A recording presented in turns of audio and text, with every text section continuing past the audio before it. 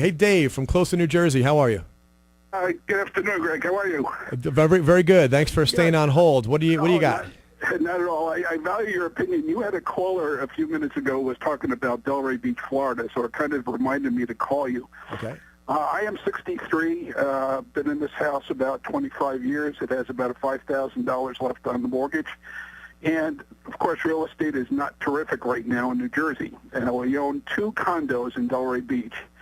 Both of them are rented at profit, so we have positive cash flow. The question is to move down there, sell this house, and throw out one of the tenants, giving up the income. Or would you recommend just renting this house, moving down there anyway if we wanted to, and buying something separate? And that way we retain the investment in this house in New Jersey.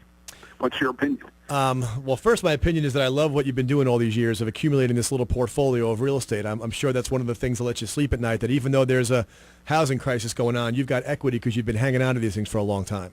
Yeah, they've been a long time, and as I said, they're both rented at positive cash flow, so we're quite pleased with that. So the issue in Closter is that you'll be able to generate positive cash flow in Closter because you don't have a mortgage, barely have a mortgage left there. Yeah, the taxes are about $1,000 a month. That's the only real expense.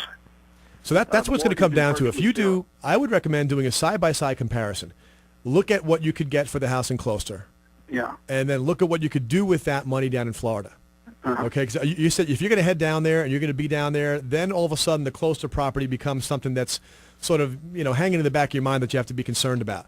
So do a side-by-side comparison and say, if I've got X number of dollars in point A and X number of dollars in point B, which one's going to generate more positive cash flow for me, and which one do I think over the next 5 and 10 years is going to give me more appreciation?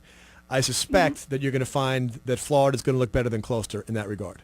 Really? Yeah, okay. I do. That's surprising, but okay, very good. Tell me why it surprises you. You know more about the properties than I do. So because Florida really hasn't been going anywhere. In fact, we bought a condo recently for about a little under $300,000 that people paid $500,000 a year before. So we've been doing pretty well, but Florida's really not gone, terribly high. Not in the last couple of years it hasn't, but you represent a trend, okay? You represent, there's a whole lot of people just like you within the sound of my voice who are coming out of New York and going down to Florida.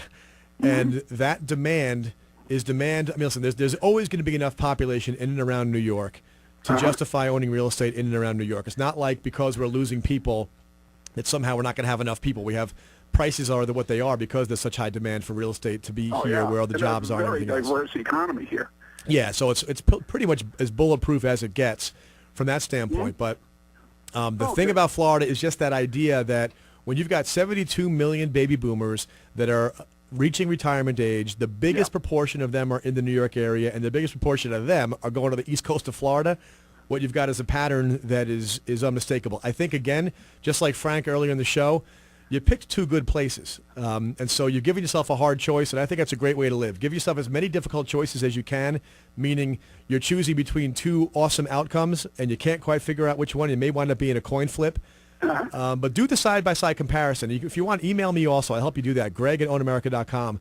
We'll crunch some numbers on 2 different scenarios and look at them side-by-side and see if one of them jumps out at us. If neither of them do, then you do whatever one makes you more comfortable. I thank you very much. Thank you for your input. Okay. Thanks, Dave. This is Rand on Real Estate. I'm Greg Rand on 77 WABC and WABCRadio.com. Give me a call. We have one more segment left to go. I want to hear from you. 800-848-WABC. That's 800-848-9222. Let's talk about real estate. Back in a minute.